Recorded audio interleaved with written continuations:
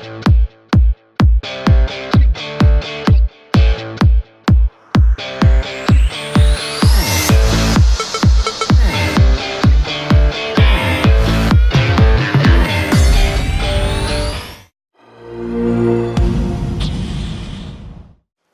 Blue Byte fans, welcome to a very special edition of Blue Byte Backstage. Today we want to show you the team behind Anno Online, and I would say we get started right away and start our tour.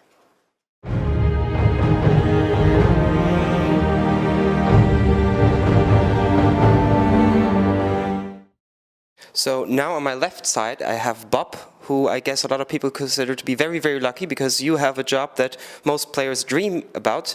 You test games, you play games for a living. Is that correct? It is indeed, yes. I am Bob, I am the lead tester for Anno Online, as you can see. And yeah, pretty much the tester's job is usually misunderstood because even though people think that we are playing games all day, we're actually really doing really repetitive stuff and doing things over and over again. Some people might actually get that like a minus on the job, but it's really an amazing job and I wouldn't change it for anything, basically.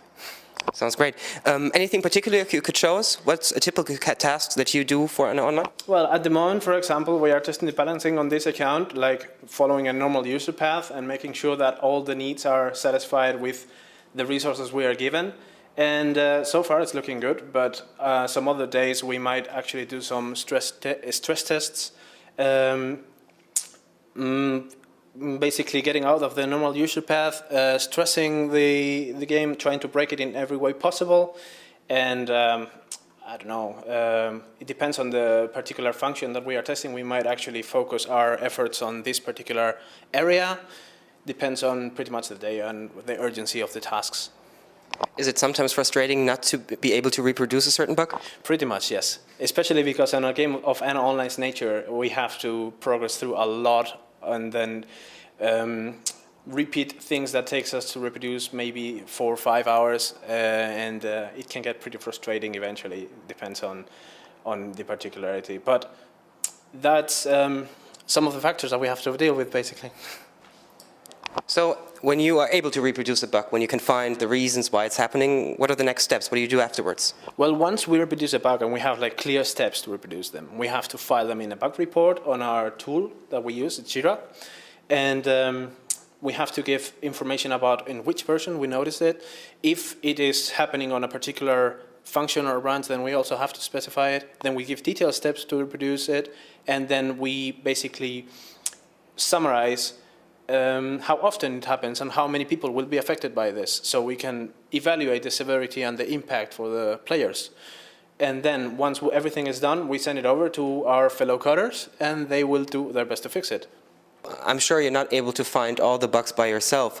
Does the community play any part in finding bugs? In fact, actually, yes, they make a big part on the closed beta test. That's pretty much what it's for. And we really, really appreciate the feedback that the community is giving us because they are helping us narrow a lot of bugs that we are having. And we are definitely listening to their feedback. We are addressing all these bugs as fast as we can, and our coders are working hard on getting them fixed. Finally, are there any interesting, funny, or specific bugs you would like to share with the community? Well, actually, yeah. Now that you mention it, we found a really, really funny bug back in the day, and it's currently on our low priority list because we have to fix a lot of stuff before getting to this area, but you can actually give beards to female avatars, which is really funny. People can try this at home, but don't get your hopes up because it won't be on the final version, so yeah. Basically, once you are on the avatar creator, you get a switch to facial hair category on a man avatar, and then switch to the female category. And now you can give your female avatar a beard. So, once you create it, it will stay here for your friends and the community to see. You can even change the color of it and everything, so it's really cool. But yeah, this actually made us crack a laugh. We told the designers they were actually thinking about leaving it as an Easter egg, but then we discarded it. And yeah, it will be fixed, hopefully soon. Let's hope soon the girls don't have any beards anymore. Pretty much. Bob, thank you very much. Thank you for showing us around. Thank you for introducing us to what you do. And let's hope to continue finding bugs and make this thing bug-free. Thank you very much. My pleasure. Moving on.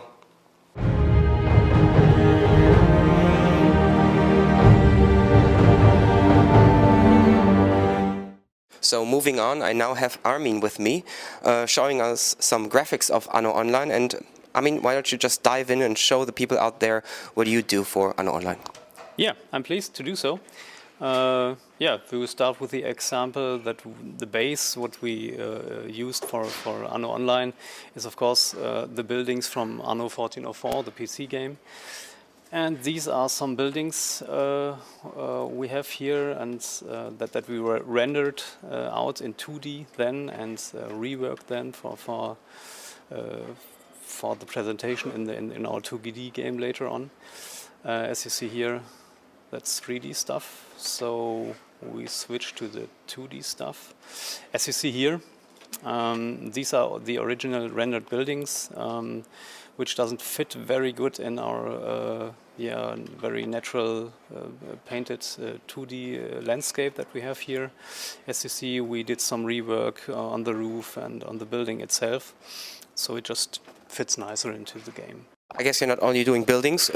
I think everybody in Anno Online also knows the landscape is quite amazing. Do you work on that as well? Yeah, we put a lot of work on the landscape as well, of course.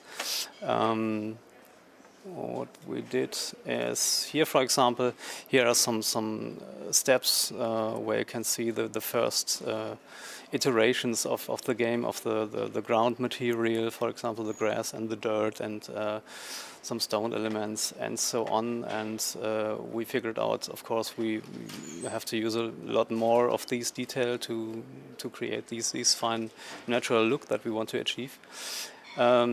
This, for example, is a part of the island, only a very small part, indicating with these blue squares that we have here, the amount of detail patches that we put on the landscape to achieve this look.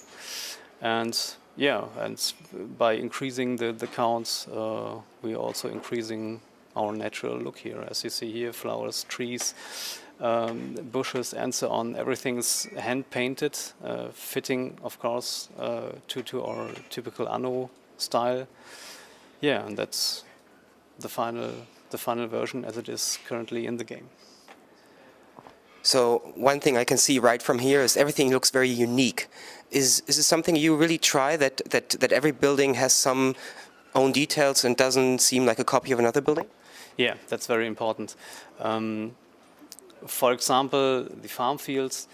Of course, you build a lot of farm fields around the farm, so it would be not so nice if they all look the same. So we create up to 8 different versions of each farm field, just to indicate it's new, it's natural, it grows up, and it looks kind of different every time you place a new farm field. Yeah, that's very important for the game itself. While I have you with me, do you think you could draw something for me and the people out there? Sure, I'm pleased. Just a short example how we did this. This is a draft of one of the loading screens we will create for the game, and of course we do not paint everything with pen and paper. We do that directly on the screen.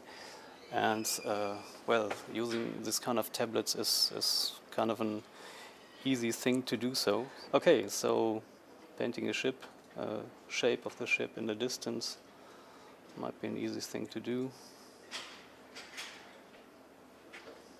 And of course, to finalize these things, then takes more time, of course.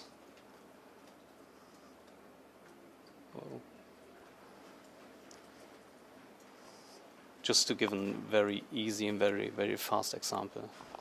Looks great already. I mean, so thank you very much for taking the time. I think that was very interesting for everyone, and we'll all hope to see new, great, and beautiful art assets in the game. You will do, yeah. Thank you very much.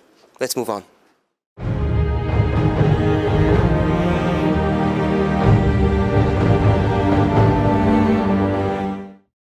And now we're in the heart of the game. We're with the game design, and with me is Tai. Tai, maybe you can introduce yourself and tell the people out there, what do you do for Anno Online?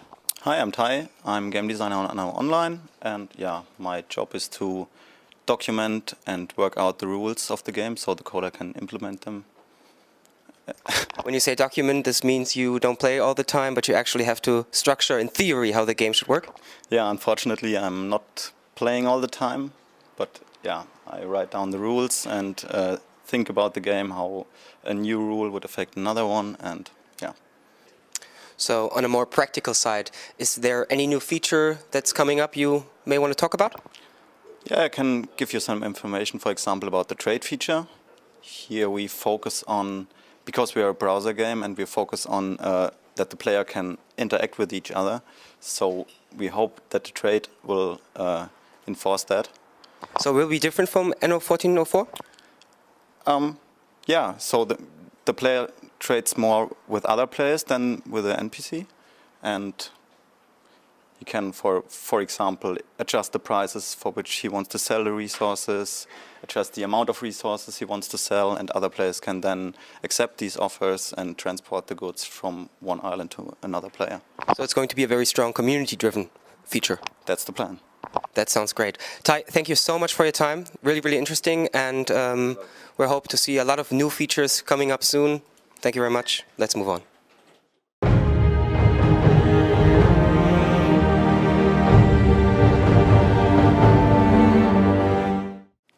So now with me is Rainer. Rainer, maybe you can introduce yourself and tell the people out there what you do for Anno Online. I'm Rainer, I'm the lead programmer of Anno Online, and most of my tasks are working on the graphics engine, on the user interface, and I also manage the other programmers.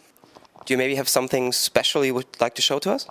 I could show you one of the features I've done in the last few days. If I place peace and residence, you see on the screen these red areas. This red area is the blocked area, and the green grid is the area where you could place a building. When you move around, you immediately see a response. Of course, you're not only developing features, but you're also taking care that the game is running smoothly and that certain things that are not going so well are being fixed. On the right side, I see some graphs. Maybe you can tell us something about that. Yes, you see a graph from our monitoring tool. With our monitoring tool, we can find out if there are problems on our live system. Rainer, thank you very much for your time. Very interesting, and thank you for developing features and keeping the game stable and smooth. Thank you very much. That's it for our Anno Online special. I really hope you enjoyed the tour. The team has to go back to work. There are still a few minor things to work on, so pretty much all I have to do is say goodbye. Thank you very much. See you next time.